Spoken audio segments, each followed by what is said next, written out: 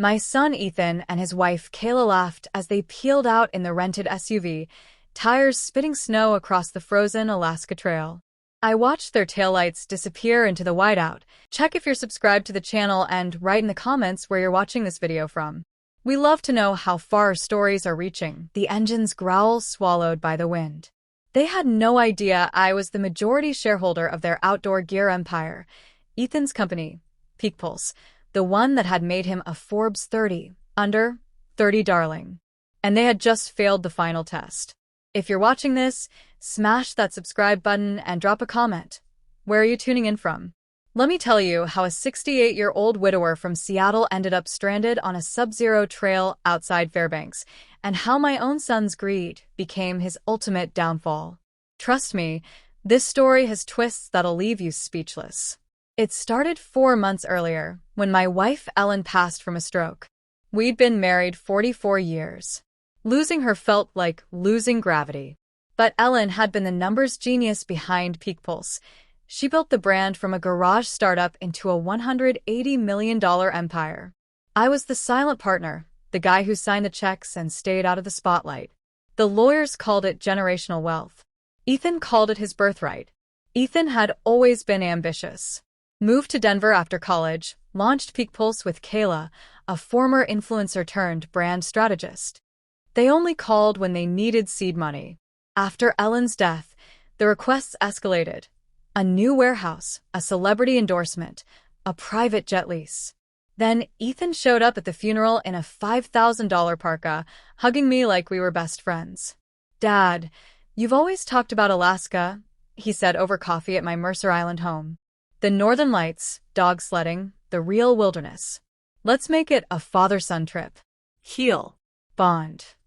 I should have seen the red flags. But grief makes you stupid. What I didn't know, they'd spent weeks researching Alaskan missing person stats, inheritance laws, and how long it takes for a body to be unrecoverable in a blizzard. Kayla had convinced Ethan I was hoarding the company, that I'd sell to a competitor and leave them penniless. Truth? Ellen's will had a clause. If I died under suspicious circumstances, 51% of Peak Pulse reverted to a charitable trust. Ethan and Kayla were about to learn that stealing from the dead is harder than they thought. We flew into Fairbanks on February 3rd. First few days were postcard perfect. Auroras dancing green over the Chena River, ice sculpture festivals, a private dog sled tour. Ethan played the doting son, filming everything for content. Now I know why. He needed proof I was alive and happy when we started the adventure. On day 5, Ethan suggested a real backcountry hike. "Found this epic trail on all trails," he said. "Old gold mining route. No tourists. Just us and the wilderness." Kayla stayed behind with a migraine. Red flag number 2. I agreed anyway. Father-son bonding, right? We drove 2 hours north in a rented Ford Bronco, the road narrowing to a single lane of packed snow. Ethan chatted nonstop. New product lines, IPO dreams, how he'd honor mom's legacy. I was in the passenger seat, thermos of coffee steaming, actually enjoying myself. Then the Bronco stopped. "Flat tire," Ethan announced, popping the hood. "Dad, grab the jack from the back?" I stepped out into minus 20 degrees Fahrenheit air, wind clawing my face. That's when I heard the doors lock. By the time I turned, Ethan was already reversing. "Dad, nothing personal," he shouted through the window. "We need control of Peak Pulse now. Not in 20 years.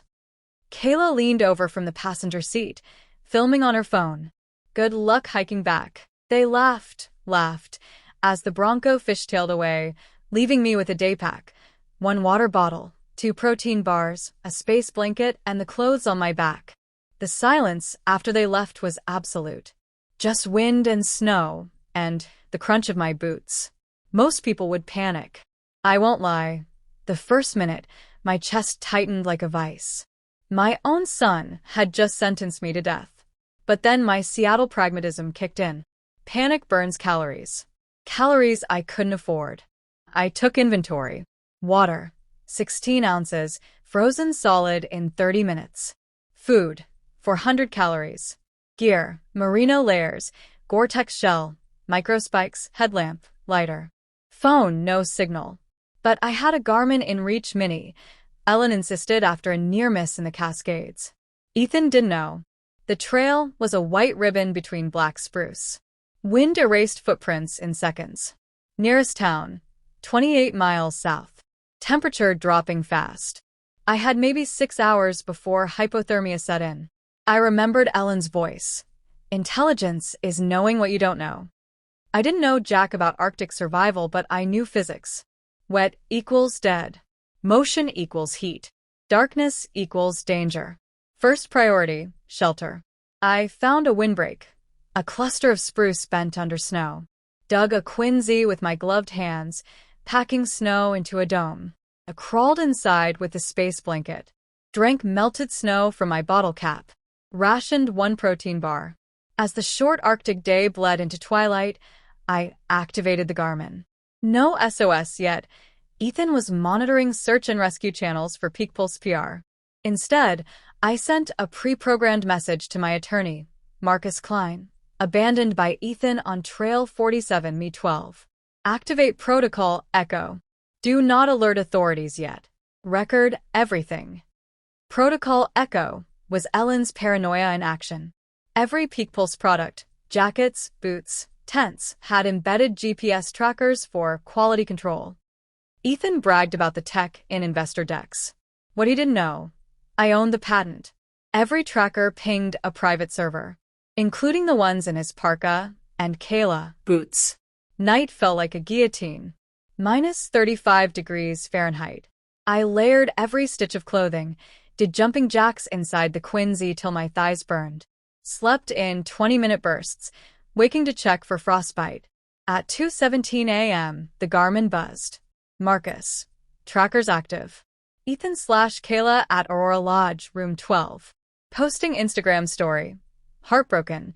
Dad missing on hike. Police notified. Trust frozen per echo. I smiled in the dark. They were already lying. Dawn broke gray and merciless. I ate the second protein bar, melted snow for water, and started walking. South. 1 foot in front of the other. The trail was gone, but I had the sun low, pale, but south was south. By noon, my toes were numb despite wool socks. I stopped to warm them against my belly, remembered an old army trick. Urinate on your hands for heat. Gross, but effective. Kept moving. At 3:42 p.m., I heard engines. Snowmobiles. Search and rescue? Too soon. I ducked behind a drift. 2 figures in Peak Pulse neon jackets, Ethan's employees. They stopped 50 yards away, engines idling. Boss said check the trail cams, one shouted. Make sure the old man's not on him. My blood froze. Trail cams. Of course. Peak Pulse had installed 4K wildlife cameras along scenic routes for marketing B-roll. Ethan was erasing evidence. I crawled closer, staying in their blind spot. 1 cam was mounted on a spruce, red light blinking. I unscrewed it with frozen fingers, popped the SD card into my pocket. Evidence the snowmobiles roared off. I kept walking. Night 2 was worse. Minus 40 degrees Fahrenheit. My quinsy collapsed under fresh snow. I dug a new one, hands bleeding. The Garmin battery was at 12%. One more message. Check if you're subscribed to the channel and write in the comments where you're watching this video from. We love to know how far our stories are reaching.